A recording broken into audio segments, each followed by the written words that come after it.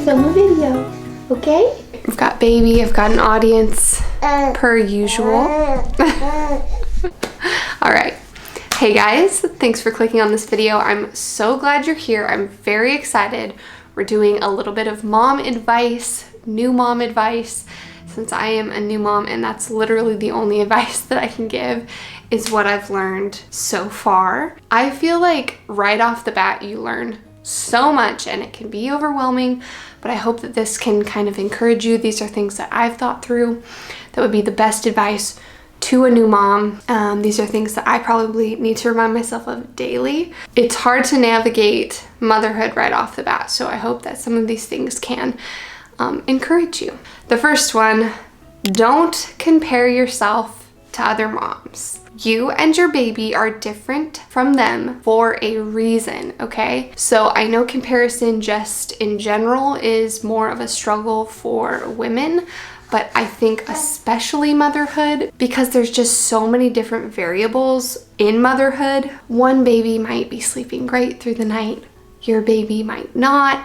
Like, there's so many different things where I feel like we can compare what we're doing and think that we're falling short because this mom seems to have it figured out. But here's the reminder that none of us have it figured out. None of us do.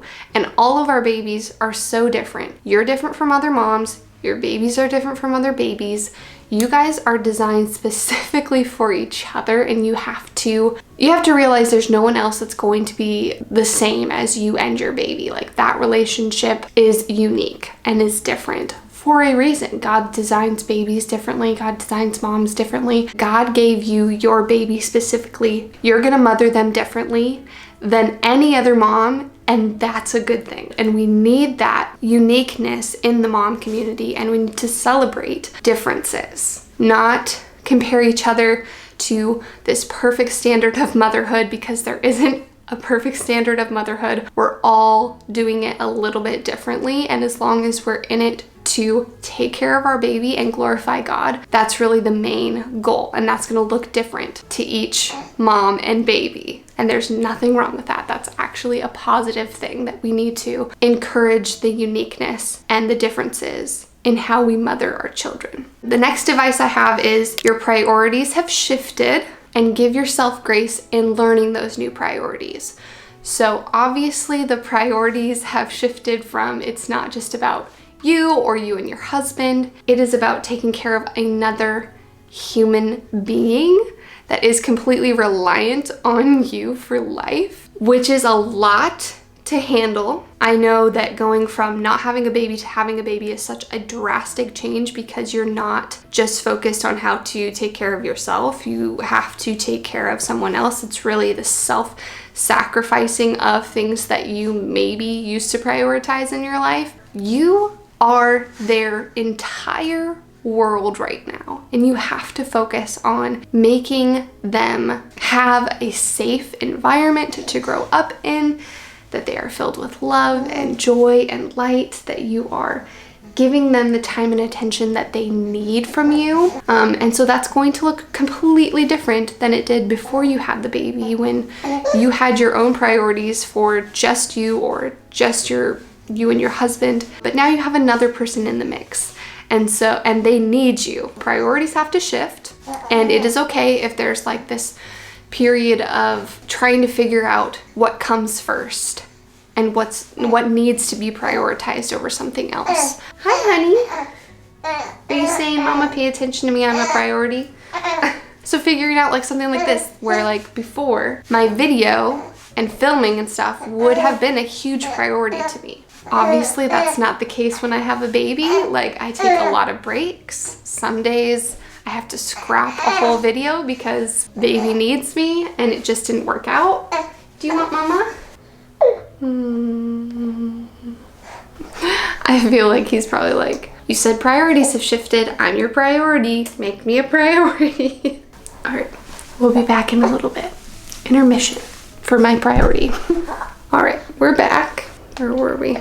We're talking about priorities being shifted, and what better example of that than to show that baby is a priority over something as simple as filming. Something I did want to also mention is that I am also still very heavily in the season of figuring out priorities. One thing I'm navigating right now is how to still prioritize my marriage. Your relationship with your husband is something you do not let go of when the baby comes around. Figuring out how to still put that heavy focus on my relationship with my husband when this new priority of a baby and becoming a mom is so time consuming and demanding. So I am literally walking through this season where I need to give myself grace to figure out how to balance these relationships, how to keep my marriage strong, keep my relationship with my son strong,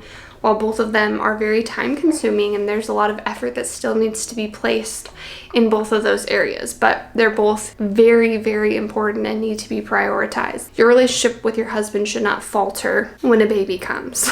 If that relationship falters, it is going to affect your baby, and if you want to be the best mom that you can be, then you have to prioritize your relationship with your husband and your spouse. So giving yourself grace to figure it out. Do you want to sit in your chair?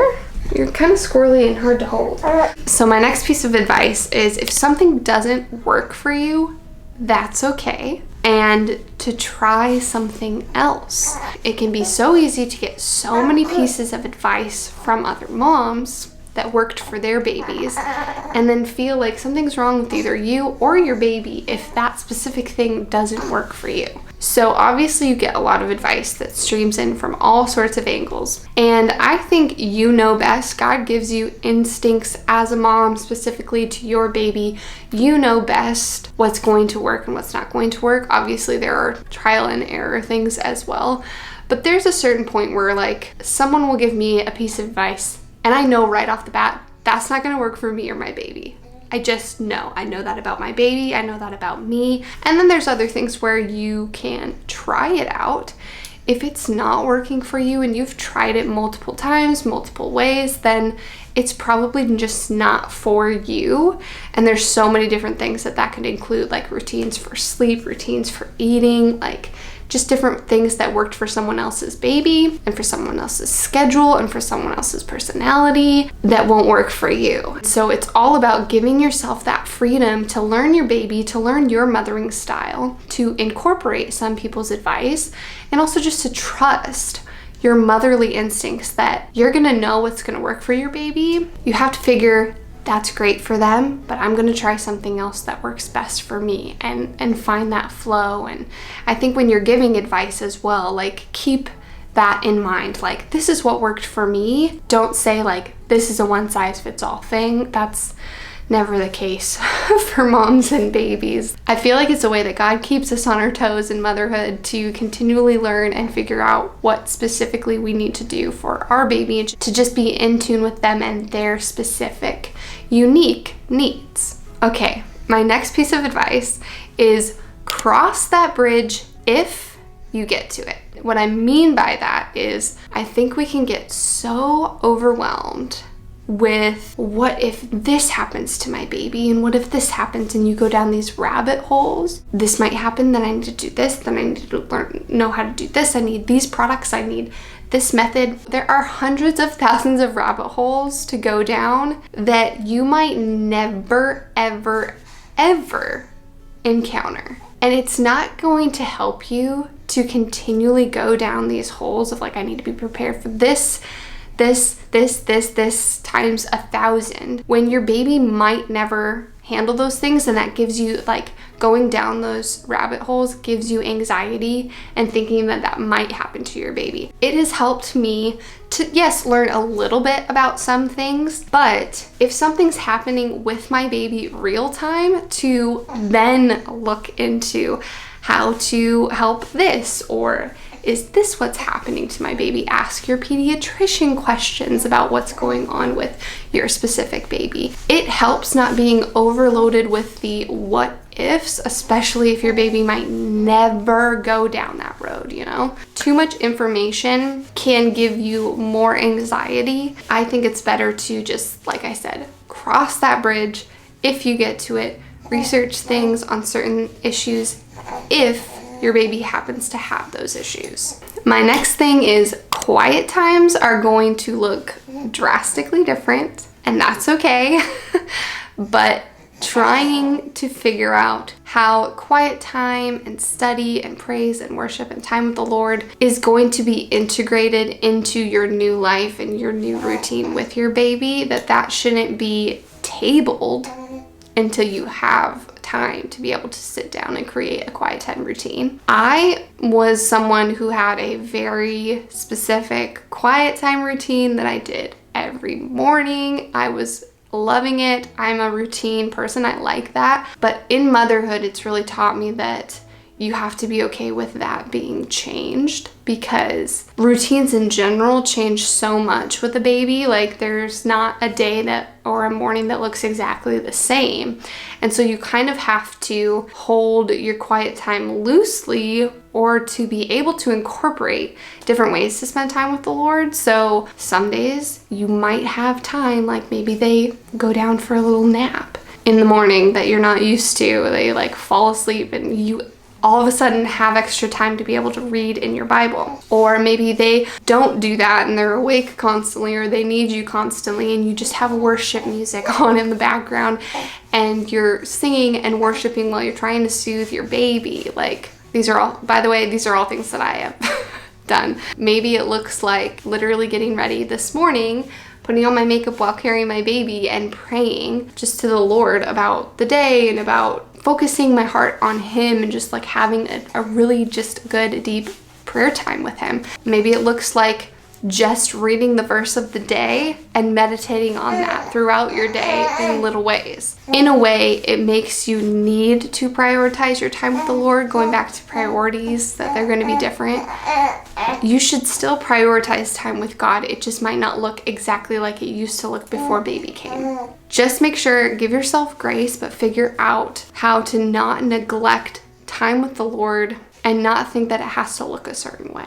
And then the last thing I want to talk about is surround yourself with solid community. You know for yourself what is a solid and positive community for you. If you are in community that doesn't uplift you, that doesn't encourage you in your motherhood journey, if you are consistently feeling like you are judged or comparing yourself with a bunch of others, it's probably not that healthy community that you need to be a part of. You need to be a part of solid community that will encourage you, that will uplift you, that you feel comfortable with, and that you feel like you can be vulnerable. I think that's a huge thing. Like, you need to be able to be humble and vulnerable to other moms. You need to be able to share your weaknesses, and they need to not judge those and just uplift you when you're feeling down. Like, that's what we need in the mom community. I feel like there's so much judgment, and that was something I was so like nervous about, entering into so much judgment. But I feel like I've done a very good job of just like being very careful with who I let into my circles, who I follow on social media, who I talk to in real life, the people I hang out with at church. Like, I have been very guarded and have tried to have a very curated social media following and followers, because I'm trying to guard my heart to be with people that make me feel comfortable and that encourage me and make me feel safe. And I think that's hard to find, especially because motherhood, there's so many things that you need to be vulnerable with other people. The people that I've surrounded myself with, the moms that are in my life, are truly people who have just made me feel so safe, have lifted me up when I felt insecure about myself as a mom, or that I've had questions, I've had deep conversations, I've had hard conversations with other women and other moms that have truly been there for me. No judgment, just love, just encouragement, and just like that listening ear that you need.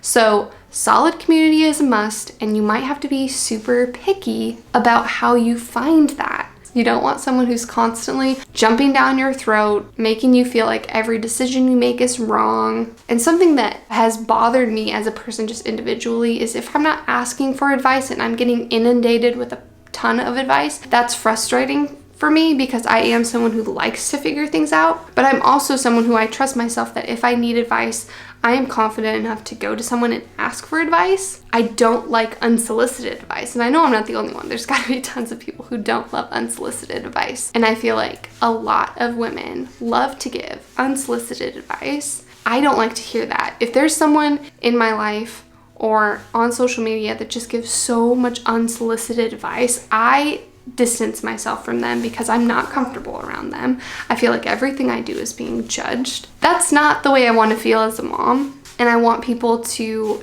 understand that I will ask for advice when I need it. But I am not one that just wants constant people telling me what to do.